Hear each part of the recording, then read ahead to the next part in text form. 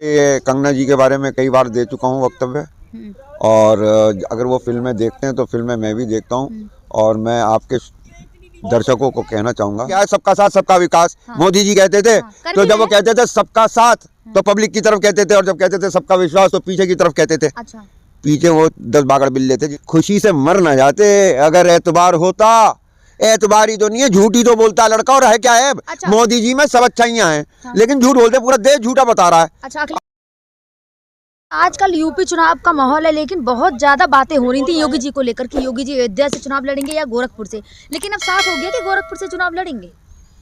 मेरा तो पहला सवाल ये है कि योगी जी कहीं से भी चुनाव क्यों लड़ते हैं। भगवा वस्त्र पहन रखे हैं, मठाधीश हैं, वहाँ पे रह के दुनिया को अच्छी अच्छी बातें बताएं। तो उनका तो चुनाव लड़ना ही अपने आप में बेमायने है। अब वो अगर अयोध्या से मांग रहे थे और हाईकमान ने उन्हें गोरखपुर से दे दिया है तो इसमें कोई बड़ी बात नहीं है। अच्छी बात। वो नाम बदलने के माहिर हैं, गोरखपुर का नाम अयोध्या कर दें, देखें हाईकमान क्या कर लेगा। लेकिन अच्छी बात है ना कि उन्हें गोरखपुर उनका गढ़ कहा जाता है। अच्छी और बुरी इसमें क्या है, क्या फर्क पड़ जाएगा तुम्हारे जीवन में और मेरे जीवन में। ना योगी जी वो जीत के भी कर क्या लेंगे।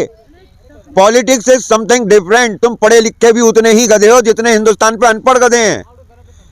ईश्वर का शुक्रिया अदा करा करो बारंबार कि उसने बेवकूफों के सींग नहीं लगाए, वरना हिंदुस्तान में सब 12 सींगे होते। अच्छा, आप भी अब जी मैं भी अभी कटवा के आया हूँ अपने सींग। अच्छा। स्वामी विवेकानंद और स्वामी रामकृष्ण परमहंस से ये सींग कटवा के आया हूँ। वहीं योगी जी ने कहा है कि वो फ्री टाइम में कंगना रनावत की मूवी देखते हैं, उनके बहुत बड़े फैन हैं। मैं यहाँ पे कंगना जी के बारे में कई बार दे चुका हूँ वक्तव्य। और अगर वो फिल्में देखते हैं तो फिल्में मैं भी देखता हूँ। और मैं आपके दर्शकों को कहना चाहूँगा कि कर्मा फिल्म का डायलॉग वो याद कर लें कि दो एक जैसे कैसे सोच लेते हैं। अच्छा। तो मैं सबको जानता हूँ। अच्छा, कंगना को भी जानते हैं आप? बिल्कुल जानता हूँ। अच्छा। आप पूछिए, कोई सवाल पूछ लिया कंगना के, लेकिन टाइम वेस्ट मत करिए मेरा। राजनीति पे बात करिए इस देश के लिए। इसलिए भगत सिंह फांसी नहीं चढ़ा था कि योगी कहाँ से जीतेगा और योगी कहाँ से लड़ेगा। राजनीति बात कीजिए। इस समय बीजेपी में उथल पुथल मची है, मंत्री और विधायक इधर से उधर जा रहे हैं। वहीं सपा से अपर्णा यादव बीजेपी में आ गई और बीजेपी की कई दिग्गज मंत्री सपा में चले गए। बड़ी रोती होगी गांधी जी की आत्मा। क्यों? बड़ी रोती होगी भगत सिंह की आत्मा। बड़ी रोती होगी सुभाष चंद्र बोस की आत्मा कि भाई एक दिन हिंदुस्तान जिसके लिए वो अपनी जान दे रहे हैं, वो हिंदुस्तान की राजनीति इस जगह पहुंच जाएगी कि जहां सवाल पूछा जाएगा संजय सिंह से कि अपर्णा यादव बीजेपी में चली गई हैं, हु इज शी, है कौन वो। अब मुलायम सिंह की छोटी बहू है, उनके परिवार से है और उनकी खुद एक पार्टी है सपा। अपनी पार्टी छोड़ के दूसरे की पार्टी में जाना। हिंदुस्तान ने वो दौर भी देखा कि कार चलाने वाले को परिवहन मंत्री बना दिया और चौकीदारी करने वाले को रक्षा मंत्री बना दिया। लेकिन कांग्रेस का कोई वजूद नहीं है यूपी में।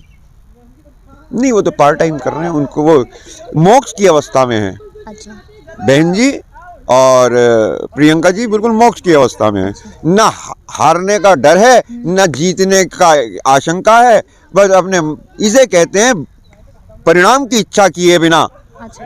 फल की इच्छा किए बिना कर्म करो, जो भगवान श्री कृष्ण कह रहे थे वो ये दोनों यहाँ कर रहे हैं। यूपी का माहौल इस समय इतना गर्माहट का है, तो क्या लगता है आपको? यहाँ ठंड के मारे जान निकली जा रही है, जिन्हें कहाँ गर्माहट गर्माहट गर्माहट दिख रही है। चार शब्द जहाँ से सुन लेते हैं उन्हें मार्केट में चलाना शुरू कर देते हैं। अरे बच्चों कुछ पढ़ लो, तुम्हारे लिए 2 किताबें बता रहा हूँ। अच्छा। व्हाट यू से आफ्टर यू से hello and art of asking question. अच्छा। हमें वकालत में सवाल पूछने की ट्रेनिंग दी जाती है। अच्छा। जो जितने अच्छे सवाल पूछता है वो उतना ही बड़ा क्रॉस एग्जामिनेशन का मास्टर, हमेशा क्रिमिनल ट्रायल का मास्टर होता है, उसका जलवा अलग होता है। तो जो सबसे ज्यादा पतन आप देख रहे हैं गोदी मीडिया, मोदी मीडिया, वो ये आप जो चौथा स्तंभ थे ना हमारे लोकतंत्र का, सबसे पहले आप ही गिरे। आप ये देख रहे हो, लेकिन आप बता रहे हो ना अर्चना चली गई कोई फर्क नहीं पड़ा, लेकिन मीडिया में तो वही बहुत बड़ी न्यूज चल रही है कि बीजेपी ने मास्टर खेल दिया, परिवार को तोड़ दिया। मुलायम यार जिस वक्त तुम्हारे को अपने घर में घुसने में इस बात की दिक्कत हो रही होती है कि जाके किराया कहाँ से दूंगा, माताजी की या पिताजी की दवाई कहाँ से लाऊंगा, बच्चों की फीस का कैसे करूंगा, वो टीवी पे आता है और थरथरा रहा है, पाकिस्तान कांप रहा है, चाइना, और ये देखिए अमेरिका से भी आगे निकल गया हिंदुस्तान। फिर देखते रहो, कुछ भी देखते रहो। लेकिन खबरें तो है ना, वो तो वही तो दिखाएंगे मीडिया में। ये खबरें तब हैं किनकी हैं, किनके लिए हैं ये खबरें, कौन दे रहा है? लोगों के लिए। हमारे लिए कौन सी खबर है? आज तक एक भी आप ऐसा आदमी पकड़ के लाए जिसके घर का जो है जो वो गंगा के किनारे दफना के आया था। अरे कम से कम हमारे दर्द की सुध ले लो। ये जो ड्राइंग रूमों में बैठ के नोटबंदी में अपने कुछ लोगों की दौलत बेहिसाब बढ़ रही है। अगर बेताशा लोगों की दौलत कम हो रही है, दौलत क्या कम हो रही है, जीविका कम हो रही है। चुनावी मुद्दे तो वही है, विकास का, एजुकेशन का, हेल्थ विकास का क्या मतलब है? विकास का मतलब क्या है? सबका साथ सबका विकास। हाँ। मोदी जी कहते थे तो जब वो कहते थे सबका साथ तो पब्लिक की तरफ कहते थे, और जब कहते थे सबका विश्वास तो पीछे की तरफ कहते थे। अच्छा, पीछे वो 10 बागड़ बिल्ले थे जिनके ऊपर कई लाख करोड़ रुपए का कर्जा है। कौन? अडानी है, अंबानी है, टाटा, सारा कारपोरेट सेक्टर है। 6.5 लाख करोड़ रुपए के तो कर्जे माफ कर दिए गए हैं। चुनाव का मुद्दा तो वही है, विकास, एजुकेशन। अरे तो फिर विकास कैसे किसे कह रहे हो जब लोग पैसे वाले तो पैसे लेके भाग रहे हैं, बैंक डूब रहे हैं। आप कह रहे हैं बैंक डूब रहा है। एक वीडियो देखिए ना, जेवर एयरपोर्ट की, इंटरनेशनल एयरपोर्ट बना रहे हैं जेवर में। 1 लाख लोगों को नौकरी देंगे कहा। तेरे वादे पे जिए हम तो ये जान के झूठ जाना, खुशी से मर ना जाते अगर एतबार होता। एतबारी तो नहीं है, झूठी तो बोलता है लड़का। और है क्या है? अच्छा। मोदी जी में सब अच्छाइयां हैं, हाँ। लेकिन झूठ बोलते, पूरा देश झूठा बता रहा है। अच्छा, आप नहीं मान के दे रही। भी कहा है कि किसानों के लिए जो एमएसपी है उसकी गारंटी हम बनाएंगे, वो अलग से फंड क्यों ना अरेंज करना पड़े, हम करेंगे। इस काम में हम उनका सहयोग करेंगे। और गन्ना किसानों के लिए 15 दिन में पेमेंट की सुनिश्चित करेंगे। जब नहीं देंगे बहुत बड़ा काम करेंगे सरकार में आके। तो हम देख लें कि 7 दिन में कैसे पेमेंट नहीं करता। सारी की सारी मौज मस्ती सिर्फ तेरे लिए। हमें अर्थशास्त्र समझ में नहीं आता क्या? किसान सारी मेहनत, करोड़ों की जमीन, लाखों की मशीन, बीज, पानी, खाद, बिजली, तब आलू उठता है 4 रुपए किलो। लाला को क्या फर्क पड़ा?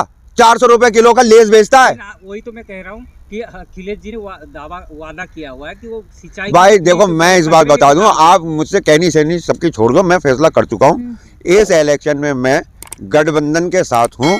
मैं किसी पार्टी का सदस्य नहीं हूँ। कोई पार्टी मुझे आगे सदस्य लेना चाहे तो मुझे जरा कुछ मुश्किल लगता है। मुझे ना एमएलए बनना है ना एमपी बनना है, तो सच बोल के सुखी रहना है। जनता मेरी अदालत है, जनता मेरी जज है। तो मैं उसे ये बताना चाहता हूँ कि इस बार मैं गठबंधन के साथ हूँ, और उसकी वजह ये है कि गठबंधन ही यूपी में इतना सक्षम लग रहा है कि वो बीजेपी को हरा सके। अगर बहन जी लग रही होती तो मैं उनके साथ होता, लेकिन वो है नहीं। कांग्रेस होती तो मैं उसके साथ होता, लेकिन वो है नहीं, इसलिए गठबंधन के साथ हूँ। और लेकिन बीजेपी कुछ लोग तो ये कह रहे हैं चाहे कितनी भी उथल पुथल हो जाए, मंत्री या विधायक इधर से उधर चले जाए, लेकिन यूपी में तो बीजेपी ही आनी तय है। और क्या कहें, अभी से मान लें कि नहीं भाई हम नहीं आ रहे। लोगों का जनता जनार्दन होती है, उसका भी कहना यही है। अच्छा, तुम्हारे पास जनता का मीटर आ गया क्या? अब सर, अच्छा ये बताओ, अगर तुम्हारे को जनता के दिल की इतनी बात पता चल गई तो हमें एक चीज मालूम करके बताओ, क्या पूरे, अरे सर्वे वालों से भी पूछ लो, अरे ओपिनियन पोल वालों से भी पूछ लो, सबसे पूछ लो। बस हमारा एक सवाल है, क्या वास्तव में बिना ऑक्सीजन के कोई भी नहीं मरा था? सरकारी आंकड़े नहीं है ना। सरकारी आंकड़े नहीं है। सर्वे वालों को तो सब सच पता है, और आंकड़े वाले सरकारी आंकड़े जिनका काम है काम वो धरना। यार ये नशे की, तुम लोग सुबह सुबह क्या नशा करते हो? संसद में जो कहा हुआ बयान वही तो मानेंगे ना। सरकार तो संसद में खुले में कह रही है, आप कैसे नहीं बोलेंगे कि झूठ बोल रही? संसद में कुछ झूठ बोलता है? नहीं जी, संसद के दरवाजों के ऊपर एक ऐसा सी मशीन लगी हुई है कि आदमी जब उसके अंदर घुसता है, अरे सबसे बड़े झूठे तो वहीं बैठे हैं और नादान। अच्छा, अच्छा एक बात बताओ, मुझे ये सर्वे वालों से यही मालूम करवा दो कि भाई हेमा मालिनी को कॉन्स्टिट्यूशन के बारे में और कानूनों के बारे में और कृषि के बारे में कब पता चला और क्या पता चला? अब देखिए ना, जब उन्होंने चुनाव लड़े थे तो गेहूं नहीं काटे थे खेत में जाके, तो खेती के बारे में तो पता है ना उन्हें कि गेहूं कैसे कटते हैं। हाँ, तो काटी नहीं तो आती है फसल। हाँ, किसान की मेहनत काट के ले गई। आप ही तो कह रही हो, मैं तो कह नहीं रहा। अच्छा, कि वो गेहूं काट रही नहीं। हाँ तो ठीक है, उससे पहले गेहूं के लिए बहुत सारे काम होते हैं, खेत तैयार करना होता है, बीज डालना होता है, खाद लगानी होती है, पता नहीं क्या क्या, खरपतवार निकालना। लेकिन काटने का जब टाइम आता है तो हेमा मालिनी काट के ले गई। अडानी साहब नजर रखे हुए थे कि काट के तो मैं ले जाऊंगा, तो ना फसल उनकी है ना उनकी है, इस चक्कर में अपना पड़ा है। धन्यवाद।